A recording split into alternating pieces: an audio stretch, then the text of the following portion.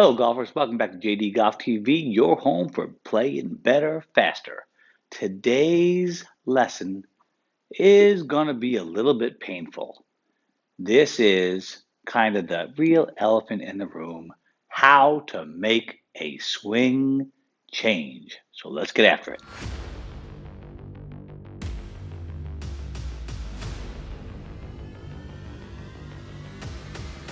Folks, a swing change should not be taken lightly.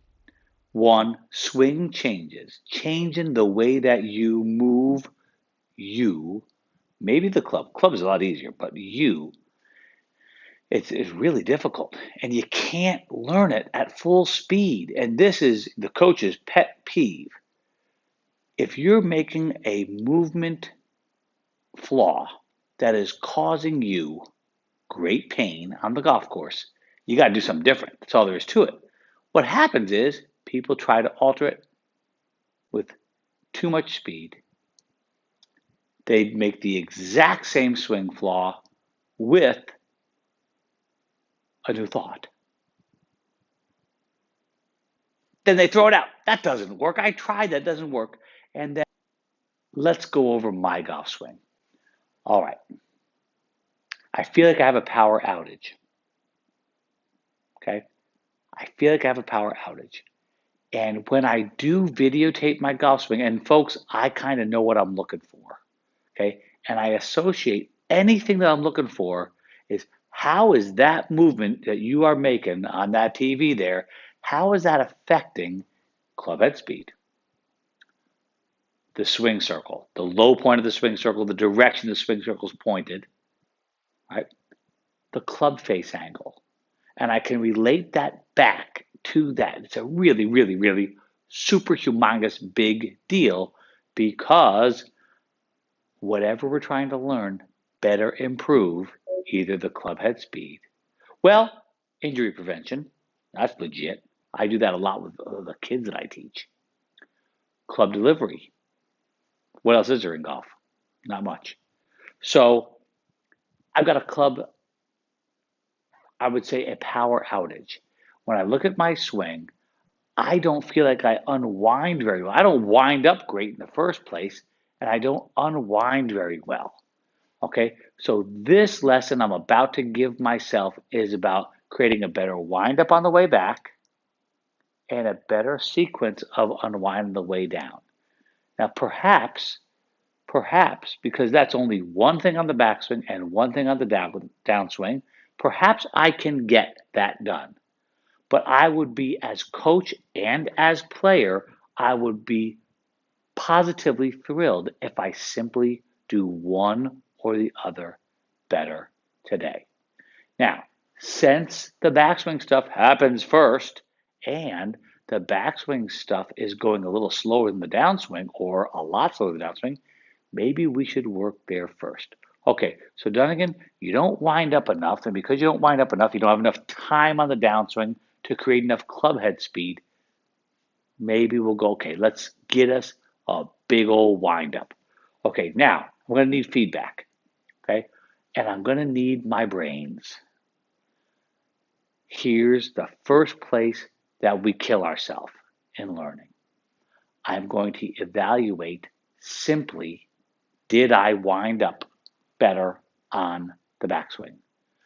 If I hit the heel, I don't care. If I hit it to the target, I don't care.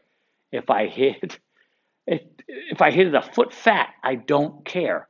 My hypothesis is winding up more when I learn it, when I get the feel of it, will help me create more speed.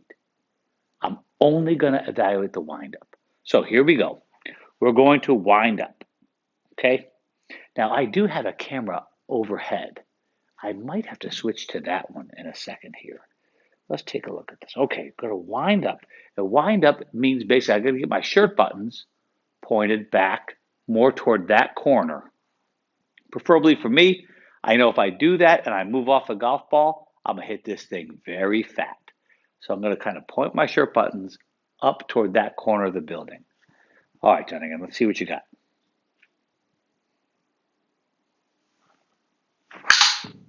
Okay, now, no looking. Dang it, no looking. I'm looking at the replay. Oh my God, I made a turn. How do I know I made a turn? One, it felt brand new. So I don't turn like that normally. But number two, in the video, now careful of your camera angles. My camera is pointing straight at me. It's right below the camera I'm recording this with. Okay. And when I went back on the backswing, I actually saw a piece of my right shoulder blade. That's one of my keys. In analysis, my execution is get the shirt buttons up toward that corner.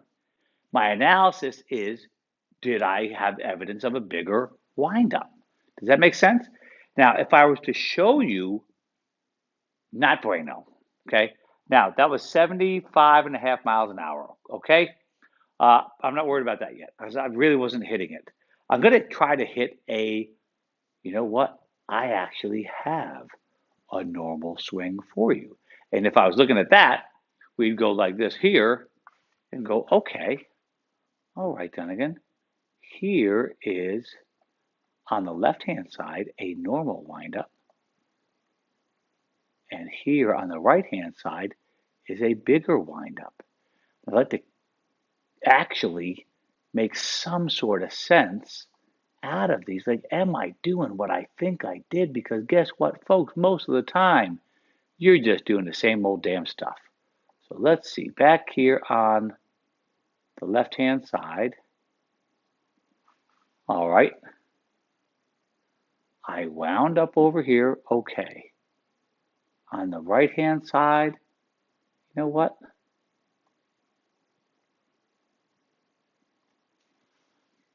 It sure looks like I wound up a little bit more. All right, cool. We're going to switch the view on the cameras because we can do that because we have that kind of technology. We're going to switch up. Now, folks, yes, I would love to have this one. I don't need the downline view. I'm not working on anything down the line. I need a top view. All right, now we'll see some. Okay, here we go. All right, so what am I doing out here again? Remember, you plop down your bag of tools. Okay, here we go. What am I doing out here today? Okay, I'm going to see if I can get closer to creating a world-class windup. You watch those young guys on tour, they wind up pretty good. Now, what happens if I create this world-class windup, I get it up to full speed, and my club head speed doesn't improve? Wrong hypothesis. Hypothesis is disproven. And by the way, I am 100% cool with that. I got to find out where this lack of speed is coming from. And maybe, I've got to tell you, when I hit the golf ball, I am hitting that damn thing almost as hard as I can, especially with my driver. I'm hitting the driver full tilt. And I'm trying to look for another 5, 6, 7 miles an hour because that will be full tilt and a whole bunch farther. Okay, wind up, Dunigan, wind up. Okay, yep. Okay, there we go. Okay, there. Okay, that feels like a big wind up. Okay, let's do it. Let's really wind up. Come on, kid.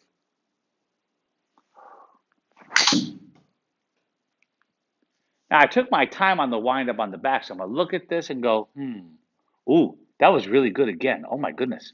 I'm making a big wind up. Okay, now what I've got to do is see if I can get the feel of it, and here's what's going to happen.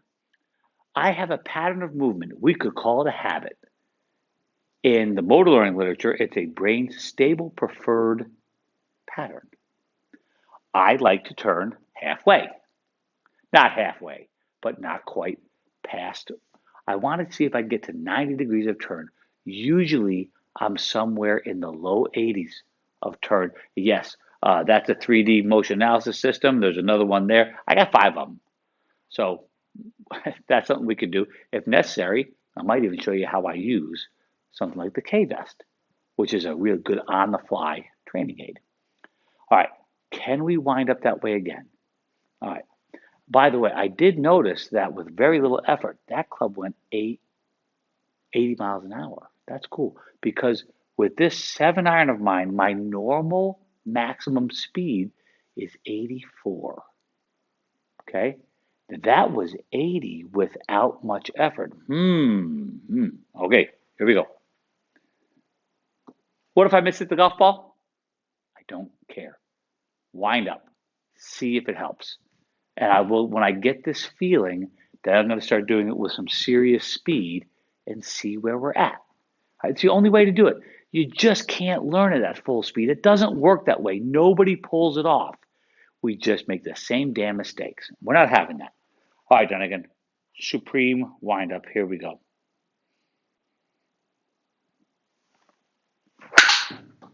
Oh, I gave that a little bit more sauce on the way down. That one went, ooh, that was 80, almost 82. All right, all right, all right, all right. Now okay, let's try this in English. Remember, I'm not quite doing the unwind yet. Okay? I'm not quite doing it. I'm just trying to get the one. If I can get the other, fantastic. Now, I might not during this video get both, but I'm going to show you how I would work on the unwind. We call it, in my place, we call it unwindment. Okay? Here we go. So we're going to wind up. Come on, kid, get around. I don't care if that left heel rises up. I want to see those shirt buttons up to the corner. Okay, let's see. Let's see. Oh man, I'm starting to see a little bit of my shoulder blade for the first time in maybe 20 years. Okay, all right, here we go. I might even try to get some feels in here. Okay, so I do feel a little restriction. I feel a little restriction in here, folks. I could use more foam rolling, and I could use losing. I did lose 15 pounds so far. It was down to 20, but then I misbehaved. I could lose another 15 pounds. Okay, here we go. All right, wind up, big boy. Come on, daddy-o.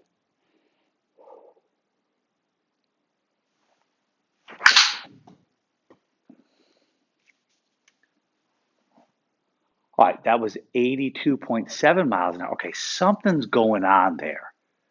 Something is going on that just the wind up, but that makes sense. If I only have two things going. I have force. Can I apply more force today? I don't know. I have to get stronger. Put more energy into it, which I'm putting pretty good energy into it. Or could I give myself time, more time, to apply the force that I'm capable of producing today? I'm trying to wind up bigger to give myself more time. It's called angular impulse. Thank you, Dr. Sasho McKenzie from up in Canada, St. Francis Xavier University. He's a biomechanist and he's a friend of mine and has taught me a lot about golf. Now that last 7-iron went 165. Okay, not bad at all. Okay, now this is way too early, but I'm going to wind up like this, and I'm going to put a little love into the downswing. Okay, but you got to wind up first, again, or if I start putting the love, the speed in too soon, I'm just going to shorten the backswing again. Make sense? Had this lesson this weekend to one of my favorite students. Okay, here we go. Full wind up.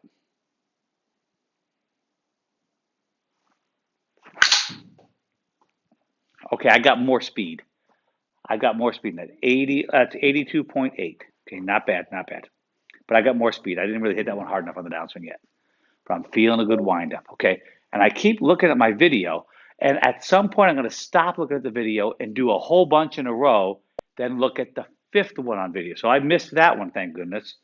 All right, I'm going to try to feel the same shirt buttons up toward the corner. So, and when I do that, when I put my shirt buttons and I turn them around, my head might move. If I turn my shirt buttons up toward the corner, it keeps my head from moving backward. And this is a very important component of my coaching is using something like the shirt buttons. We'll get into that in a different video. All right, shirt buttons up and around, and let's go ahead and hit this one 300 miles an hour.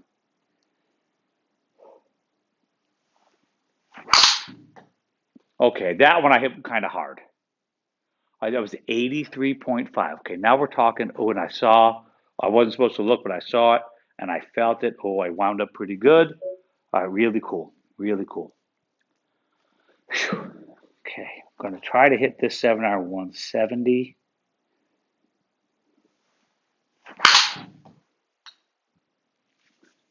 I know you can't believe that. Oh my goodness. 84.8 miles an hour. Ooh, that is a 2021 record for a 7-iron for me, folks. All right, now we know something's going on. I wound that up bigger and I gave it the business on the way down. You know what's really cool? With that speed, something happened.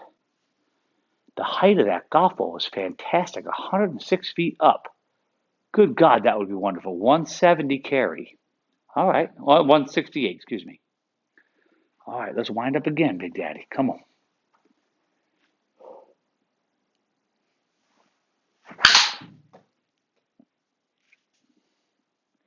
Didn't hit it quite a solid 83. Okay, fine. Man, 165 though. So this is good news. This is good news. I'm definitely hitting the ball harder, and we haven't started on the way down yet. Now, you look at the video frequently at first, then you start to delay the feedback. You gotta learn the feel because you're gonna play this game by feel. Okay? You're gonna play by feel, you gotta learn the feel. Now, it turns out in this case, winding up bigger for me is just creating more of a draw club path, which totally makes sense. If I turn back around more, my hands and the club head are more inside already. I hope that makes sense to you. The less I turn back, the more my hands are more outside automatically.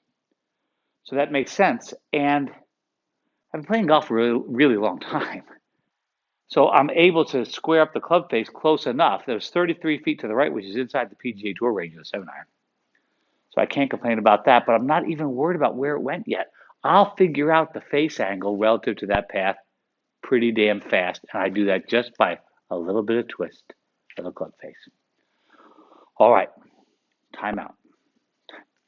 We're going to go to how would I work out the downswing?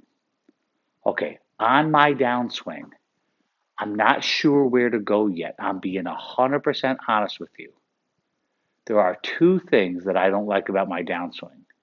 Number one is when I get here at the top of the backswing, everything moves sort of together. I don't have much unwindment. I don't go back to the top of the backswing here, and at the top of the backswing, I might have this turn this way, but I don't have much separation. Man, separation is, can I move my lower body and then have that start to pull on the upper body?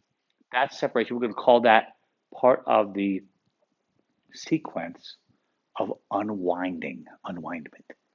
Okay? I go back and I tend to go everything all together.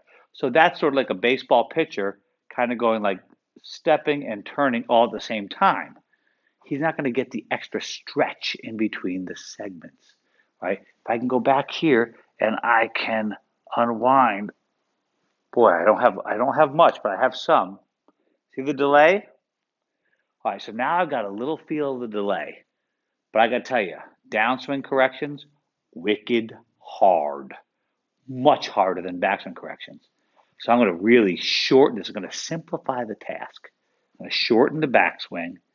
Okay, here. Ooh, okay, that had to be different. That had to be. I saw that. Oh, positively different. Okay, good. All right. Now, so I went back on my feel. My feel said, ooh, that was different. I definitely moved the hips before. And for me, I'm not really thinking hips. I'm turning my belt buckle, just so you know, before I turned the shirt buttons toward the target. Okay, cool.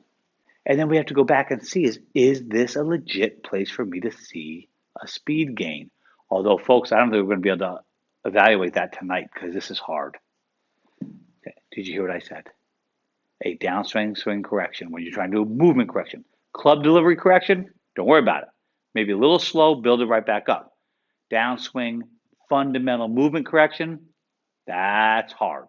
So, by the way, the biggest key is you better be really sure that you want to try this. Okay, now, by the way, rest assured, your brain it's hard to rewire your brain. Okay, it's painful. So if you go out and you have this practice session that is completely, utterly ineffective, Like maybe, for instance, what if I can't do it? Okay, fine. I'll slow it down even more. I'll shorten it if I have to. That's your two main ways to simplify the task. Make it smaller, make it slower. If I actually do it and it doesn't work, guess what? I haven't learned it yet. It takes thousands of repetitions to learn it. Oh, now you see why I want you to be real wise about whether you're going to change something. And if you're taking lessons from somebody, be aware of how far is there something you can do to make your club move better by altering your setup condition rather than having to change your swing. But for me, I want to see what I'm capable of. So I'm willing to pay the price, which is a bit of suffering. I'm okay. I'm a golfer. Suffering is what I do. All right, here we go. Back. Oh, I'm telling you right now, there's no question that is lower body first. I can, yep. Okay. Now, I'm going to try this. I'm going to go belt buckle, then shirt buttons. Okay? Because that's the sequence. All right, here we go.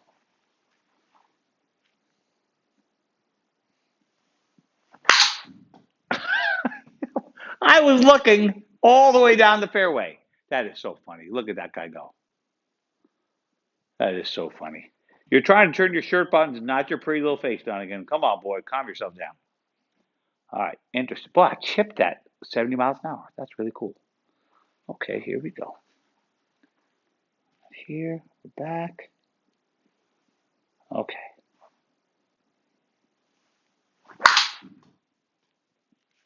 So what I feel like I do sometimes is I just go the whole body. Oh, that's different. That's definitely different. Okay, still hitting down on. Okay, that's good. All right. So I'm a little worried that if I work on just the rotation pieces, that I might move my low point backward. Right? We know that rotating helps to bring the low point forward a little bit, but shifting really helps bring the low point forward. So now I got to go, okay, can I do it not faster but bigger? Can I do it not faster but bigger? Whoa, baby. I'm going to be losing my balance a bunch. Let's see. I still felt like I did it. All right, I'm seeing it. Okay, I'm seeing it. All right, that's good. That's good. Okay. All right, here. Separate. Not this, not the combo move, but this. And then the hard part for me is this, then this. Belt buckle, then shirt buttons, right? I got to get the whole sequence, which is really, okay, 100% of the golfers in the world, the good ones, they have a shift first. I am assuming I still have a shift. Okay, I was worried about that. I'm not, but I'm assuming I still do. They shift, turn the lower body, belt buckle, turn the upper body, right? Then out to the left arm, lead arm, then out to the club. And that's what's been measured. Okay, that's the sequence. I'm cool with that. My problem is I have a lack of transmission from the legs to the upper body. And what ends up happening to me is it's all arm speed, which, by the way, doesn't suck because look how fast I can move my arms. Look how slow I move my hiney, for what it's worth. But it would be if I don't use my lower body, this transmission, it'd be like I'm a baseball player picking up the ball, ground ball, with one hand from second base and throwing it over to first like this. Yes, that's effective, but it ain't going to strike anybody out, is it?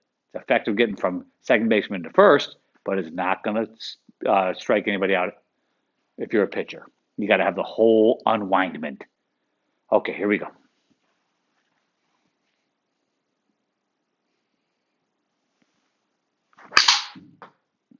You know what? On that one there, I feel like I did a pretty good job of the wind up. Oh, I did well, I didn't get the second part. Rats. I wound up good, and I got the start down really good. Yay. Okay, I'm cool with that. Didn't get the third part, didn't get this. And the ball went right of the universe. I don't care. Folks, listen. I can get the club face on the golf ball. I can make that play. Right? It's just not a concern for me right now because I know that hey, I can work the club face any way I want. Don't you forget. You are absolutely. This is the look at the amount of torque required to change the club face. Oh, I'm killing myself over here. Look at that. It's nothing to alter the club face. Don't get excited about club face errors. All right, here we go. Up, wind, shirt buttons. Oh, I felt like I did more of it that time. I felt like I got my shirt buttons around too. Okay, I'm definitely unwinding better. Okay, fine. I'm definitely, gosh, I put no effort into that and it was 81 miles an hour. All right, ruh-roh. That was high cognitive load. I am seriously paying attention. Okay, I wound up, I unwound here and then here. And my speed with no effort went to 81. I could be on to something. Oh, baby, that would excite me right there. All right, all right. So I'm gonna call this the 1, 2, 3. 1, 2, 3. That's kind of cool because they're in sequence. And I always like. Remember, I was a music major in college, classical guitar. Um, Rhythm is very important to me. 1, 1, 2, 3. That's a cool rhythm, right? Is that a waltz? Okay, here we go. Shirt buttons. 1, 2, 3. Oh, baby. That was 80 again. I put a little bit more into that. I'll tell you what, though, I love how high my golf ball is going right now. I'm still hitting down on it. I'm moving the low point forward 5 inches, and the ball's going 92 feet up, which for me is quite fun. Okay. We're going to try to put a little bit of speed into this, but I don't know if I can do it right yet. I don't know. This is really hard for me. What I'm doing right now is really, really hard for me.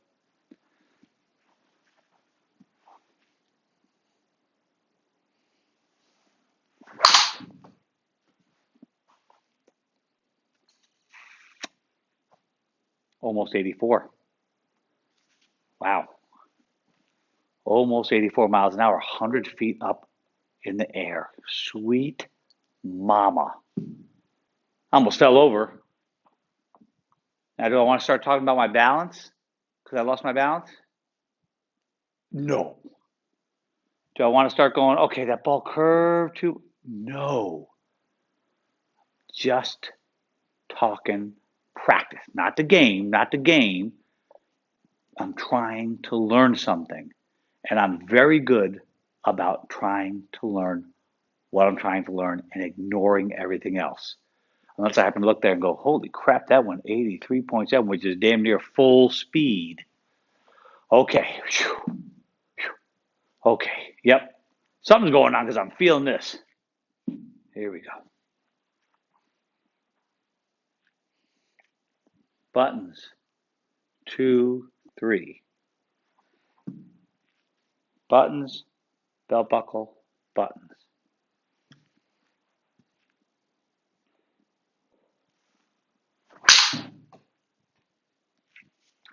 All right, something's definitely going on. That was 82.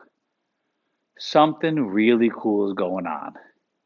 Okay, I'm feeling it. Boy, I'll tell you what, I am feeling it across here. Maybe I need to do a little bit of sit up and planking and stuff. Good God, something's going on good in there, and it makes me encouraged to keep going with it. Now, yes, I have this in the garage, so I have some feedback, and I can go get my reps in.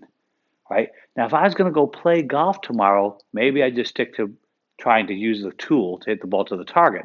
But I'm going to run right back here and do this one. Okay, I'm going to do my 1, 2, 3. Do you get what I'm saying? Now, what if I just wanted to fix my backswing? Right? Okay. I hate the fact that my backswing collapses on me. I really hate that. But hey, what are you going to do? Get a little bit wider. Whatever I want to do, I'm going to take that one thing, the one thing, and tune that up, put it in, fit that piece in, use that piece, learn how to hit the ball to the target. There's no other way. There's no other way. And this is why you have to be so smart about making a swing change. You don't make a swing change because Tiger Woods does it or Rory McIlroy does. You make a swing change because I believe, and I have evidence, that if I do this, it should improve my club delivery, path and face, low point, club speed, injury prevention. That's about it, right? That's about it. Or maybe I want to change myself from a drawer to a fader. Okay, those are the only reasons to make a swing change, not to fit the idea of what looks great.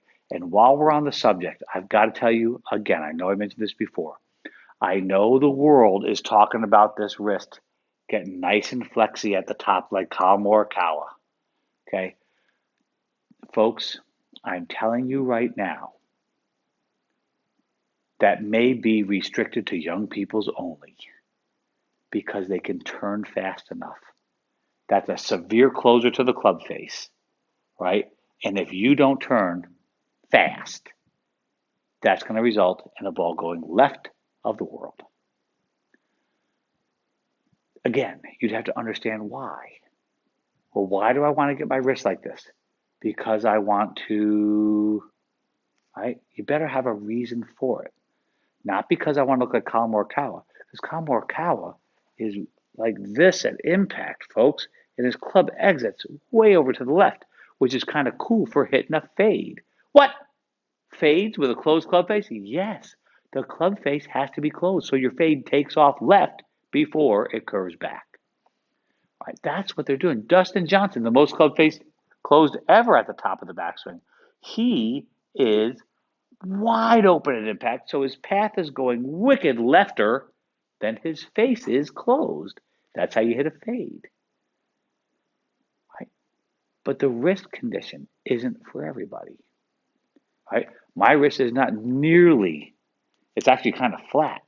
But what if Rory McIlroy's here, a little bit extended? All good stuff. It all depends on how you move. So if you're going to make a swing change, for God's sakes, know why. Test it out. Make sure you're doing it.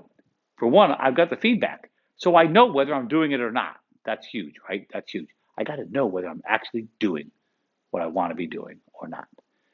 Evaluate it. Did it make a difference? No. Throw it out. Yes. Keep working it. Got it? Thanks. Hit them great.